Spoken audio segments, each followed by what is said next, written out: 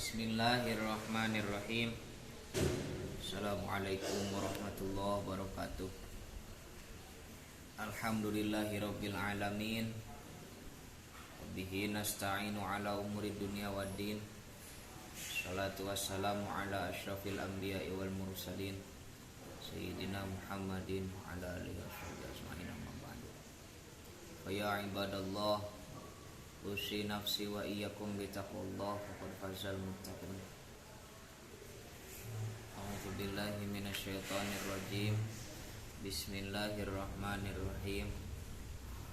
Ya ayyuhan nasu ubudu rabbakumul ladzi khalaqakum walladzina min qablikum la'allakum tattaqun. Al-ayah. Shadaqallahul azim wa shadaqa rasuluhun nabiyul karim wa nahnu ala dzalika minasyahidin wasyakirin walhamdulillahi rabbil alamin. Apa kabar semuanya? Selamat pagi. Mudah-mudahan kita semua selalu ada dalam kebaikan, kesehatan, keberkahan, dan juga maghfirah dari Allah Subhanahu wa taala. Amin ya Allah ya rabbal alamin. Baiklah, pertemuan pada kali ini kita akan mengkaji kitab Safinah. Lebih bagus lagi kalian punya kitab-kitabnya, sekalian belajar dan juga memahami kandungannya, mengetahui tulisan kitabnya, baris kitabnya. Nah, sudah, supaya tidak membuang-buang waktu dan juga lebih berkah. Kita mulai aja kajiannya. Bismillahirrahmanirrahim. Ila hadratin Nabiyil Mustafa Sayyidina Muhammadir Rasulullah sallallahu alaihi wasallam wa ala alihi wa ashabihi ajma'in wa tabi'in wa tabi'in alladzina hum bi ihsan ila yaumiddin. Radhiyallahu ta'ala anhum thumma ila ruhi syekhina Syekh Muhammad Syakir rahimahullah ta'ala thumma ila ruhi muallifi hadzal kitab. Al-Fatihah. A'udzu billahi minasyaitonir rajim. Bismillahirrahmanirrahim. Alhamdulillahi rabbil alamin arrahmanir rahim maliki yaumiddin. Iyyaka na'budu wa iyyaka nasta'in ihdinas siratal mustaqim siratal ladzina an'amta 'alaihim ghairil maghdubi 'alaihim waladdallin. Amin. Bismillahirrahmanirrahim. Dengan menyebut nama Allah yang Maha Pengasih lagi Maha Penyayang. Kalimat Bismillahirrahmanirrahim sebenarnya kalimat majazi. Karena apa? Karena jika diartikan dengan menyebut nama Allah yang Maha Pengasih lagi Maha Penyayang, belum tentu pada paham. Belum tentu pada paham. Kita lihat, apabila kita mengartikan Bismillahirrahmanirrahim, ba pada huruf jar tersebut adalah huruf jar asliyah. Huruf jar asliyah yaitu yang membutuhkan terhadap muta'alaq. Apa muta'alaq? Muta'alaq itu yang menjadi makna terhadap ba, terhadap huruf jar tersebut. Contoh, Bismillahi, dengan saya mengawali dengan membacakan Bismillah, mengharap berkah dari Allah yang Maha Pengasih lagi Maha Penyayang. Kagok bila mungkus Sunda mah nawitan abdi ngaos karena ieu kitab Safinah kalawan ngalap berkah ku nyebat jenengan Allah. Jadi kalau di bahasa Indonesia kan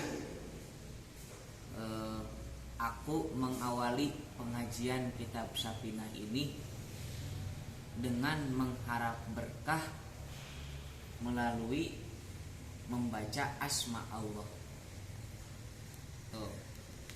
Lalu makna yang kedua, Bismillahi, aku mengawali pengkajian kitab Safinah ini dengan mengharapkan pertolongan dari zat yang mempunyai nama Allah. Kalau Sundanya ngawitan abdi ngaos karena ieu kitab sapinah kalawan minta tulung ka zat nu dinamian Allah. Nah, setelah diartikan begitu baru paham arti bismillah. Karena tadi juga kalau diartikan dengan menyebut nama Allah yang Maha Pengasih lagi Maha Penyayang belum mengerti. Tapi kalau sudah dikasih mutalak baru paham. Aku mengawali pengajian kitab Sapinah ini dengan membaca, dengan mengharapkan berkah melalui membaca asma Allah yang Maha Pengasih lagi Maha Penyayang, baru mengerti. Ada yang mengharap berkah, ada yang meminta pertolongan.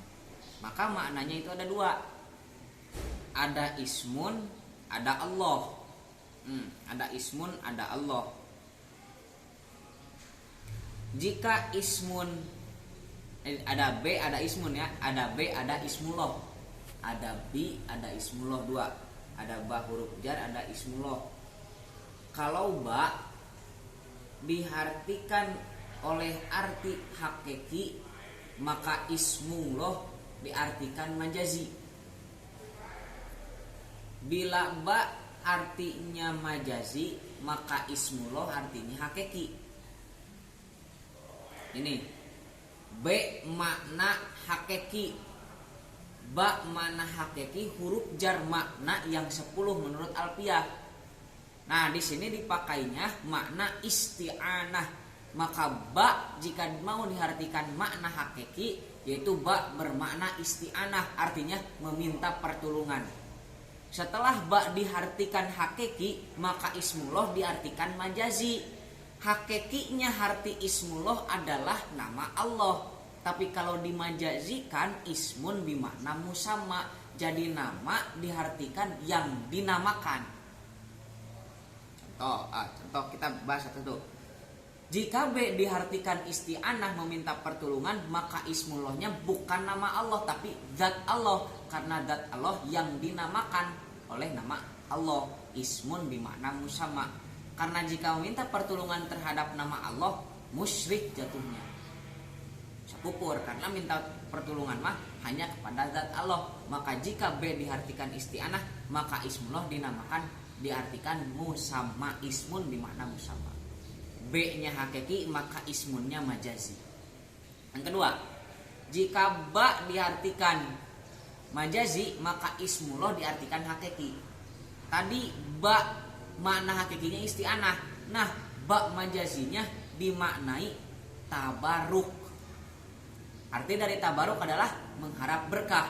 Jika ba diartikan tabaruk, maka ismullah diartikan sehakikatnya, yaitu hakikat ismullah artinya adalah nama Allah. Meminta berkah atas nama Allah bisa, karena nama Allah semuanya berkah. Baik itu Asmaul Husna ataupun nama-nama yang lainnya dikumpulkan dalam lafaz Allah. Semuanya asma Allah yang baik-baik dikumpulkan dalam lafaz Allah, karena Allah bisa menjawab semua pertanyaan. Nah, menjawab semua pertanyaan. Apabila ada yang bertanya, siapa yang berkuasa? Jawabnya Allah. Siapa yang maha pengasih? Jawabnya Allah. Siapa yang maha berkehendak? Jawabnya Allah. Siapa yang pintar? Jawabnya Allah. Semuanya pertanyaan-pertanyaan, jawabannya Allah. Maka Allah kumpulan dari semua nama-nama Allah yang baik. Nah, dari semua nama Allah yang baik itu semuanya juga mengandung berkah. Maka ketika meminta keberkahan melalui asma Allah itu dibenarkan. Yang disalahkan adalah meminta pertolongan terhadap asma Allah, dan nama Allah tidak bisa memberikan pertolongan. Yang bisa memberikan pertolongan adalah zat Allah. Maka jika ba diartikan majazi, B tabaruk, maka ismullah dimaknakan hakiki. Arti dari ismullah adalah nama Allah. Nah, begitu. Ketika B dimaknakan isti'anah, maka ismullah diartikan zat Allah. Ketika ba diartikan tabaruk, mengharap berkah, maka ismullah diartikan ismullah. Nah, mudah-mudahan paham ya. Lalu sifat Allah Ar-Rahman. Ar-Rahman itu yang maha pengasih. Engkau yang maha memberikan nikmat banyak. Nikmat banyak di sini bukan dari segi nominal, tapi dari segi penerimanya. Siapa saja yang menerima nikmat Ar-Rahman, yaitu semua makhluk yang ada di darat, yang ada di bumi, baik jamadat, hayawanat, nabatat, semuanya mendapatkan nikmat Rahman. Nah, nikmat Rahman paling besar yang diturunkan ke alam dunia yaitu iman, yaitu adalah kesehatan. Ada juga yang berpendapat iman Islam. Nah, itu nikmat Rahman semuanya didapatkan oleh seluruh makhluk yang ada di muka bumi. Ketika makhluk tersebut mendapatkan nikmat, itulah nikmat Rahman. Karena nikmat Rahman. Nah, ini alasannya. Kenapa nikmat iman dan nikmat Islam bukan termasuk nikmat dari sifat Ar-Rahman, yang timbul dari sifat Ar-Rahman? Karena Ar-Rahman itu yang menerimanya semua makhluk. Sedangkan iman dan Islam, nikmat iman, nikmat Islam tidak semua makhluk yang mendapatkan. Maka Ar-Rahman, maka nikmat iman dan Islam tidak termasuk ke dalam nikmat Ar-Rahman yang diturunkan ke alam dunia. Nah, itu. Nah, yang kedua adalah nikmat Ar-Rahim. Nikmat Ar-Rahim sering diartikan nikmat yang kecil, bukan dari segi kuantitas atau nominalnya, tetapi dari segi kualitas. Yang mendapatkan hanya segelintir orang, yaitu orang-orang mukmin, orang-orang soleh, orang-orang Islam, itu mendapatkan nikmat Ar-Rahim. Kalau dipersentasekan, Ar-Rahman 1%, Ar-Rahim 99%. Nah, nikmat yang begitu banyak hanya diberikan oleh segelintir orang. Nikmat yang luar biasa ketika kita mendapatkan hal tersebut. Nah, nikmat Ar-Rahim, nikmat Ar-Rahman sering diartikan nikmat yang besar, nikmat Ar-Rahim sering diartikan nikmat yang kecil. Maksudnya nikmat yang besar adalah nikmat yang diterima oleh anggota kita yang besar. Apa anggota kita yang besar? Yaitu jasmaniah. Ketika nikmat kita ta'aluknya terhadap jasmaniah, maka itu disebutnya adalah nikmat Rahman. Nikmat yang kecil adalah nikmat yang diberikan terhadap anggota kita yang kecil. Maksudnya adalah ruhaniyah. Ketika ruhaniyah mendapatkan nikmat, itu nikmat Rahim. Nikmat Rahimnya Allah, nikmat kecilnya Allah padahal besar. Ketika hati kita mendapatkan nikmat Rahim, pasti dalam ketentraman. Contohnya nikmat Rahim, iman, Islam, ilmu, bisa beramal dengan ikhlas. Nah, itu nikmat Ar-Rahim, nikmat yang diberikan terhadap ruhaniyah. Disebut nikmat kecil karena yang menerimanya anggota badan kita yang kecil, ruhaniyah. Kalau yang besar adalah jasmaniyah. Nah, nikmat jasmaniyah dengan nikmat ruhaniyah, nikmatnya itu berbanding jauh. Ketika nikmat ruhaniyah didapatkan, walaupun jasmaniyah sengsara, tetap ada dalam ketentraman. Itulah nikmat Rahman Rahim. Rahman. Jadi ada dua alasan kenapa nikmat Rahman disebut nikmat besar. Karena yang pertama, yang menerimanya sebagian besar dari makhluk atau seluruh makhluk menerima nikmat dari Ar-Rahman. Alasan yang kedua kenapa disebut nikmat besar, yaitu yang menerimanya anggota badan yang besar, jasmania. Nah, itu alasannya. Yang kedua ada sifat Ar-Rahim. Kenapa Ar-Rahim disebut nikmat kecil? Ada dua alasan pula. Yang pertama, menerimanya hanya segelintir orang, hanya sebagian kecil dari makhluk Allah. Yang kedua, yang menerima nikmat Ar-Rahim adalah ruhani atau anggota badan yang kecil. Nah, itu membahas sedikit makna bismillah. Nah, sekarang karena kita mengkaji kitab Safinah, pembahasan fikih, maka bismillahnya bismillah fikih. Ada 4 hukum membaca bismillah. Yang pertama, hukumnya wajib. Hukum wajib membaca bismillah ketika membaca bismillah dalam Fatihah waktu sholat.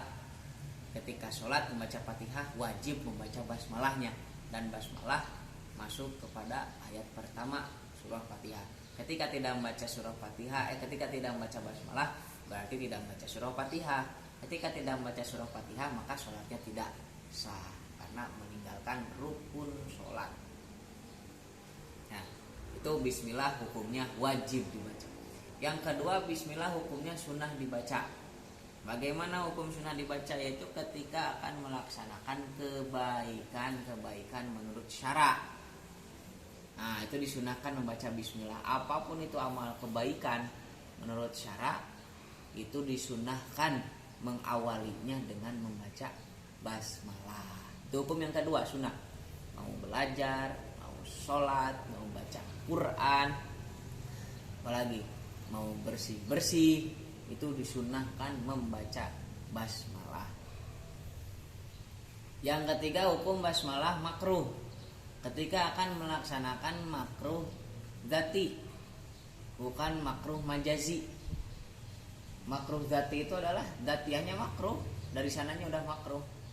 Kalau makruh aridi adalah makruh karena sesuatu anyar datang, baru-baru makruh. Seperti contoh makruh dzati adalah melihat kemaluan diri sendiri.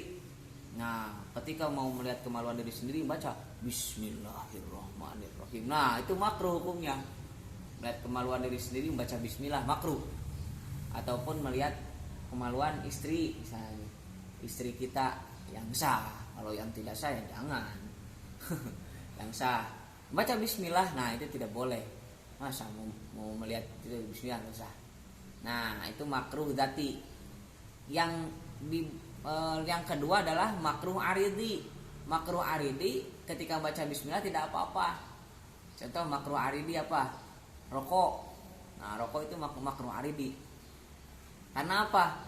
Karena kertasnya halal, tembakaunya halal, filternya halal. Ketika disatukan jadi rokok, itu jadi makruh. Makanya disebutnya makruh aridi. Makruh karena sesuatu ataupun baru-baru makruhnya. Nah, itu. Baca bismillahirrahmanirrahim, tak apa-apa. Itu yang tidak boleh adalah makruh arid, makruh dzati. Yang hukumnya makruh adalah makruh dzati. Yang keempat ada hukumnya haram. Nah, membaca bismillah karena akan melaksanakan haram. Mau maling baca bismillah dulu. Supaya apa? Supaya berkah. Enggak ada berkah-berkahnya. Justru haram yang ada. Baca bismillah ketika melaksanakan haraman, haram hukumnya. Mau ngocok kartu, bismillahirrahmanirrahim. Mau judi, boleh, haram hukumnya. Nah, jadi simpulannya ada 4 hukum pembacaan basmalah menurut ilmu fikih. Yang pertama wajib, yang kedua sunnah, yang ketiga makruh, yang keempat haram. Nah, pertemuan kali ini mungkin cukup sekian. Alhamdulillahirabbil alamin, wallahu a'lam bishawab. Mohon maaf apabila ada kekurangan. Bentuknya dalam format video. Ketika ada yang tidak mengerti, kembali lagi terus sampai mengerti. Mudah-mudahan ada berkahnya. Khudz ma syaa Allah wa qadar. Wabillahi taufiq wal hidayah. Assalamualaikum warahmatullahi wabarakatuh.